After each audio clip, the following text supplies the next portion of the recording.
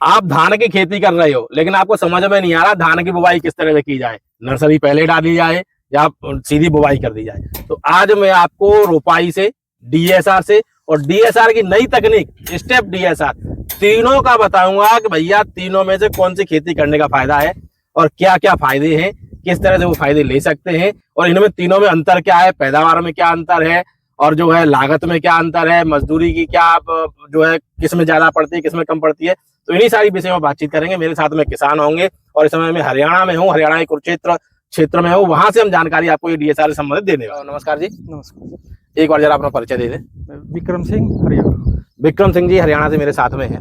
तो विक्रम सिंह जी, सबसे पहले तो मैं यही जानना चाहूंगा कि भाई अभी आप स्टेप सीडर से खेती कर रहे हैं, धान की बुवाई कर रहे हैं, इससे पहले आप जो है हाथ से रुपाई करवाते होंगे। हाँ। तो हाथ से रुपाई कराने में सादा डीएसआर होता है उसमें और जो स्टेप डीएसआर होता है इनमें क्या अंतर होता है? सबसे पहले अगर मैं बात करूं हाथ से रुपाई कराने में, तो आज के समय में हाथ से रुपाई कराने में क्या क्या समस्याएं किसानों को देखने को मिल रही है? ये हाथ से ये धान लगाने में सबसे पहले दिक्कत तो है मजदूर की। अच्छा। पहले तो मजदूर आते रहते थे, मिल जाते थे, गाँव में भी मिल जाते थे, पर जैसे जैसे अब ये एक तो मजदूर आना बंद हो गया और गाँव में मजदूर मिलना बंद हो गया, तो इसमें सबसे बड़ी दिक्कत समस्या तो मजदूर की थी। मतलब समय पे मजदूर नहीं मिलता था, बिल्कुल नहीं मिलता। अब तो बिल्कुल नहीं मिलता समय। अच्छा, मतलब इस समय अगर हाथ से कोई रुपाई कराना चाहे तो उसको भरोसा नहीं है उसकी फसल समय से हो पाएगी नहीं हो पाएगी। और कारण उसका ये है कि मजदूर समय पे मिलना नहीं मिलना कुछ पता नहीं है। हाँ। अच्छा, मजदूरी कितनी कहाँ पहुंच गई, किस तरह की मजदूरी हो गई इस समय? ये जैसे एक प्रति एकड़ अब 3500 से लेके 4000 के बीच में लगाते हैं रुपाई का। हाँ। बाकी खाद बीज और वो तो अलग है। वो सब चीजें। ये सिर्फ रुपाई का है 3500 से 4000 के बीच में। अच्छा। हाँ, और वो भी समय पर नहीं मिलता मजदूर। समय पर मजदूर मिलने का कोई भरोसा नहीं है। तो इस कारण जो है आप डीएसआर पे गए हम। डीएसआर पे गए। हाँ, तो दूसरा, पहला तो हो गया मजदूर का और दूसरा उसमें पानी की बहुत ज्यादा खपत होती है। अच्छा। तो पहले ही पानी सरकार हमारी कहती है पानी बचाओ, तो डीएसआर की तरफ जाओ, उसमें सरकार हमें प्रोत्साहन राशि भी देती है। अच्छा, कितनी दे रही है? तो उसमें पहले 4000 देती थी। अच्छा, पहले 4000 देती है। तो मतलब आप फिर डीएसआर पे आए कि भैया सरकार प्रोत्साहन राशि दे रही है। हाँ। और आपको लगा पानी की भी बचत होगी और सरकार हमें वो राशि भी देगी। तो मतलब डीएसआर में भी सूखे में बिजाई हो रही थी? हाँ, उसमें सूखे में बिजाई हो रही थी। तो करीब करीब पानी कितना बच रहा था आपके हिसाब से कि भाई ये पानी इतना इस तरह से बच जाता होगा? बिल्कुल उससे 60 से 70% पानी बचता है इसमें डीएसआर में। हाँ। अच्छा, लागत कितनी कम हो गई? जैसे आप कह रहे थे भैया मजदूरी का मिलना और लागत बढ़ना ज्यादा था। लागत सबसे पहले तो मजदूरी की लागत वो बच गई हमारी जो 3500 से 4000। वो बच। और आप कह रहे हो प्रोत्साहन राशि भी दे रही थी सरकार। 4000 वो मिल रहे थे हमें। तो और उल्टा फायदा हो गया डीएसआर में आने से आपको? फायदा हो गया। और तीसरा पानी की बचत होगी इससे बहुत ज्यादा। तो अच्छा, डीएसआर में आपको प्रोत्साहन राशि मिल रही तो वो फायदा मिला और प्लस जो है मजदूरी बची वो मिला। फिर आप स्टेप डीएसआर पे क्यों आए?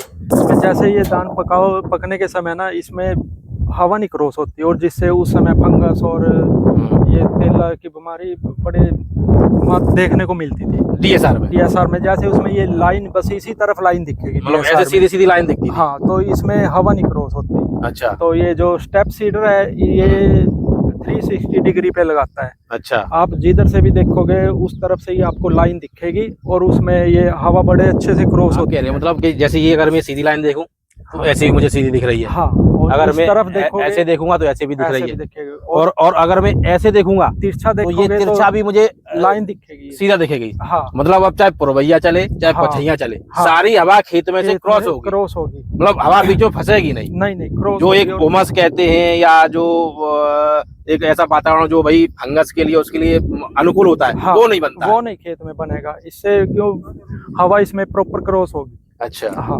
अच्छा, अब इनकी अगर मैं पैदावार की बात करूं तो रुपाई से की गई खेती में, डीएसआर से की गई खेती में और स्टेप डीएसआर से की गई खेती में रुपाई में भी कुछ फर्क पड़ता है? लागत में तो आपने बता दिया भैया, लागत में तो फर्क पड़ता है। हाँ। वो मतलब उपज में भी कोई फर्क पड़ता है? हाँ, ये जैसे फसल में हवा क्रॉस होगी तो ऑटोमेटिक उसमें कोई फंगस नहीं आएगा, ना कोई बीमारी आएगी, तो लागत तो अपने आप उसमें 1-2 क्विंटल का फर्क रहेगा। अच्छा, मतलब डीएसआर से स्टेप सीडर में जो है एक आध क्विंटल की लागत वो जो है उपज हाँ फालतू उत्पादन देखने को मिलेगी वो। ज्यादा देखने को। हाँ, ज्यादा भी हो सकती है, वो 2 से 3 क्विंटल तक भी पहुंच सकती है। अच्छा हाँ अच्छा, अभी ये वैरायटी की बात करूँ तो वैरायटी ये कौन सी लगाई हुई है ये आपने? 1509 है। 1509 है। हाँ। अगर इसकी मैं रोपाई की बात करूँ तो रोपाई से की गई खेती आपके क्षेत्र में इस समय 1509 की क्या पैदावार आती है?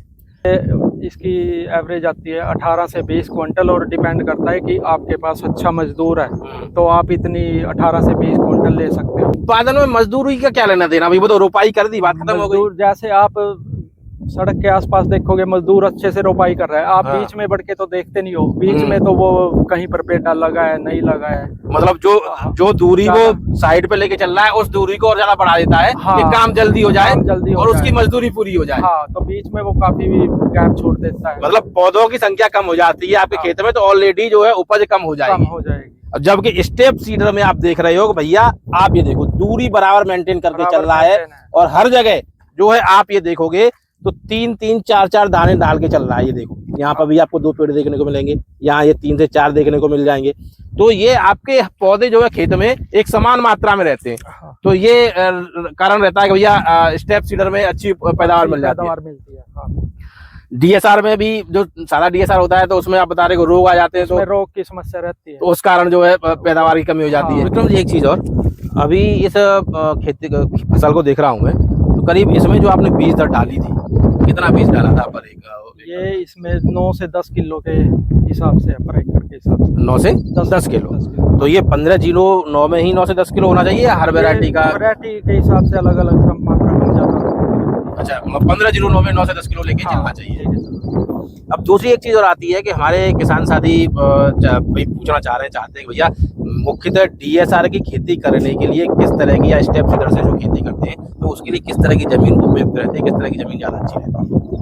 ये जो ऐसे आपकी जमीन ये मगरा होती है जो नमी बनाए रखती है, उसमें ये सबसे अच्छी है। अच्छा, जैसे जमीन रेतली होती है उसमें तो ये काम है, धान की फसल कामयाब है ही नहीं, कि उसमें पानी नहीं वो रोक सकती जमीन, और वो पानी जाता पीती है और उसमें धान कभी भी कामयाब नहीं होती। अच्छा। तो रेतली जमीन में तो धान बिल्कुल भी ना करें, वो तो पानी की वेस्टेज ही है। मतलब अगर आप डीएसआर करना चाह रहे हैं भैया, बस इतना ध्यान रखें कि आपकी जमीन ऐसी होनी चाहिए जो थोड़ी सी नमी को बनाए रखे।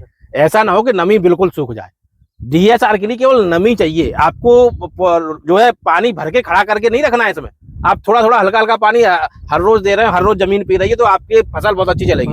गलत कह रहा हूँ सही कह रहा हूँ? सही है, मतलब हमें इसमें खड़ा करके नहीं रखना है, नहीं रखना, क्योंकि भैया गवर्नमेंट ने प्रोत्साहित इसीलिए डीएसआर को किया कि पानी की बचत हो, और पानी वो उसी तरह से बचा रही है। एक तो इसमें जो है रुपाई करने के लिए जो कद्दू करते हैं तो वो पानी बच जाता है, जरूरत नहीं है। हाँ, वो उसकी जरूरत नहीं है, हो जाता है सारा। नर्सरी का समय बच जाता है आपका। तो करीब करीब जैसे डीएसआर से बुवाई हो गई, इसकी फसल कटाई कितने दिन में हो जाती है? ये 110 से 115-20 दिन के अंतर आ जाती है। 115-20 दिन में ये कंप्लीट हो जाती है। कंप्लीट हो जाती है। जैसे मान लीजिए अगर आपकी 15 की या 16 मई की बुवाई है, तो वहां से आप 110 या 115 या 120 दिन कैलकुलेट कर लें और आपकी जो है फसल कंप्लीट हो जाएगी। तो डीएसआर के इस तरह के और वीडियोस देखने के लिए लगातार हमारे चैनल पर बने रहें। और डीएसआर से संबंधित अगर आपके और भी कुछ प्रश्न है या और कुछ शंकाएं हैं तो आप हमें बताएं, हम कोशिश करेंगे उन शंकाओं का समाधान आपकी काम करते रहें। तो नमस्कार साथी।